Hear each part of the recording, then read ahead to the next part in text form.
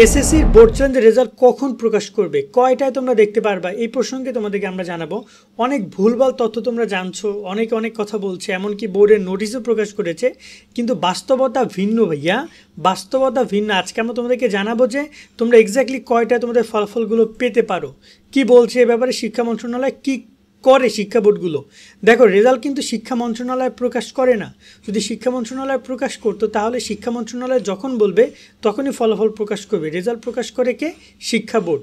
শিক্ষা বোর্ড হচ্ছে ধরে নাও যে 9 জন শিক্ষা বোর্ড, 9টা শিক্ষা বোর্ড হচ্ছে সন্তান, আর তাদের বাপ মা হচ্ছে শিক্ষা মন্ত্রণালয়।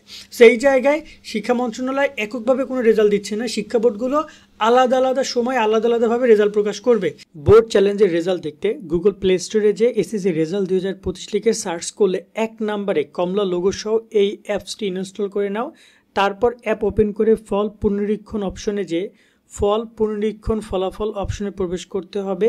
তারপর তোমার নিজের বোর্ডের উপরে চাপ দিলে চেঞ্জ হওয়া রেজাল্ট দেখতে পারবে এবং খুঁজুন বাটনে চাপ দিয়ে নিজের রোল নাম্বার দিয়ে খুঁজতে পারবে। তাহলে এখনই অ্যাপস ইনস্টল না থাকলে ইনস্টল করে নাও। তাছাড়া রেজাল্ট খারাপ হলে, যদি তোমার রেজাল্ট পরিবর্তন না হয়, তাহলে তুমি কি করবা সেই বিষয়টা তোমাদেরকে আজকে ভিডিওতে আমরা জানিয়ে দিব। তো চলো শুরু করি ভিডিওটি। তোমরা যারা আমাদের চ্যানেল সাবস্ক্রাইব করে রাখো নিয়মিত সব আপডেটগুলো সবার আগে পাওয়ার জন্য। প্রথমত একটা ব্যাপার ক্লিয়ার করি যে তোমার যদি রেজাল্ট পরিবর্তন না হয় তুমি হতাশ হবা না ভাইয়া, প্লিজ। কেননা দেখো, তোমার সাথে যেটা হচ্ছে এখন, এটা তোমার কাছে হয়েই গেছে। এখন তোমাকে এটা পরিশ্রমের মাধ্যমে উত্তরণ করতে হবে। 26-এ পরীক্ষা অংশগ্রহণ করো, 26 পরীক্ষাটা সুন্দর করে দিও।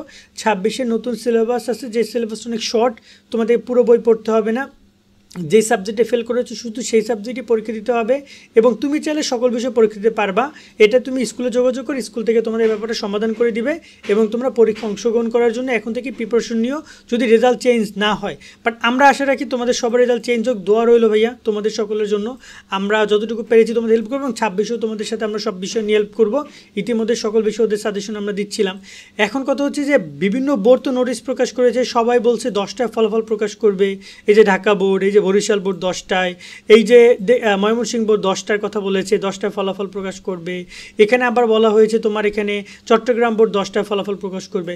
সবগুলো বোর্ড 10টার কথা বললেও নর্মালি 10টার ফলাফল প্রকাশ সবগুলো বোর্ড করবে না, 2-1টা বোর্ড করবে, 2-1টা বোর্ড পরে করবে। কোনো বোর্ডের ফলাফল প্রকাশ করতে বিকালও লেগে যেতে পারে, শিওর কথা এটাই। যদি ফলাফল প্রকাশ করে দেয় আমরা তোমাদেরকে তাৎক্ষণিক জানিয়ে দিব। এখানে প্রত্যেকটা বোর্ড এরকম একটা বিজ্ঞপ্তি প্রকাশ করবে, করে তার নিচে এরকম, এই যে এটা কুমিল্লা বোর্ডের ফলাফল, এই যে দেখতে পাচ্ছ ওরা ফলাফল কিন্তু এখানে প্রকাশ করেছে। এরকম প্রত্যেকটা বোর্ড এরকম করে একটা করে পিডিএফ প্রকাশ, যেমন এটা ঢাকা বোর্ডের পিডিএফ, এইটা হচ্ছে তোমার চট্টগ্রাম বোর্ডের পিডিএফ, উল্টা করে দিছে। যাই হোক না কেন, যে বোর্ডগুলো রেজাল্ট প্রকাশ করবে সেই বোর্ডে সেই রেজাল্টের ইনফরমেশন নিয়ে আমরা তোমাদেরকে ভিডিও করে জানিয়ে দিব যখনই রেজাল্ট প্রকাশ করবে। বাট 10টা থেকে শুরু হবে ফলাফল প্রকাশ। কোনো বোর্ড 10টা থেকে 11টা ফলাফল দিতে পারে, কোনোটা 12টা, কোনোটা 1টা। বাট 9টা শিক্ষা বোর্ড সহ মাদ্রাসা কারিগরি 11টা বোর্ডের যখন রেজাল্ট প্রকাশ করবে তখনই তোমাদেরকে আমরা ভিডিও করে জানিয়ে দিব। আর তোমরা একটু বোর্ডের ওয়েবসাইটগুলো খেয়াল রাখবা। প্রত্যেকটা বোর্ডের একটা নির্দিষ্ট ওয়েবসাইট রয়েছে, সেই ওয়েবসাইটে রেজাল্টটা প্রকাশ করবে। যে দেখতে পাচ্ছ চট্টগ্রাম বোর্ডের ওয়েবসাইট, এখানে ময়মনসিংহ বোর্ডের ওয়েবসাইটের লিঙ্ক দেওয়া আছে, এখানে বরিশাল বোর্ডের ওয়েবসাইটের লিঙ্ক দেওয়া আছে। এগুলো তোমরা আমাদের গত ভিডিওতে আমরা এগুলো নিয়ে কথা বলেছি, সেখানে গিয়ে তোমরা চাইলে এই ওয়েবসাইটে গিয়ে ফলাফলটা বোর্ডের ওয়েবসাইট থেকে তোমরা ফলাফল দেখতে পারবা।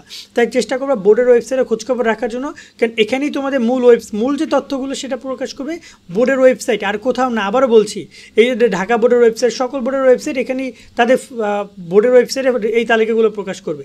এছাড়া যে ওয়েবসাইটগুলো রয়েছে যেখান থেকে রেজাল্ট অনলাইনে চেক করা যায়, সেগুলোর মাধ্যমে তোমরা তোমাদের রেজাল্টগুলো দেখে নিতে পারবা। আশা করি পুরো ব্যাপারটা এক্সপ্লেন করতে পারছি। তারপর তোমাদের কোনো প্রশ্ন থাকলে তোমরা আমাদেরকে কমেন্টে জানাও। আর মন খারাপ করবেন রেজাল্ট পরিবর্তন না হলে, কারণ শিক্ষা মন্ত্রণালয় এই বছর গুরুত্ব তেমন দেয়নি। তোমাদেরকে আমরা বলেছিলাম যে শিক্ষা বোর্ডগুলো, এমনকি এমসিকিউ ওএমআরটা পর্যন্ত তারা দেখেনি, তারা শুধু সিকিউ এর খাতা মূল্যায়ন করেছে, যেটা অত্যন্ত দুঃখজনক একটা ব্যাপার। আজকের মতো আমরা এখানে বিদায় নিচ্ছি। সকলে অনেক ভালো থাকবে। আল্লাহ হাফেজ।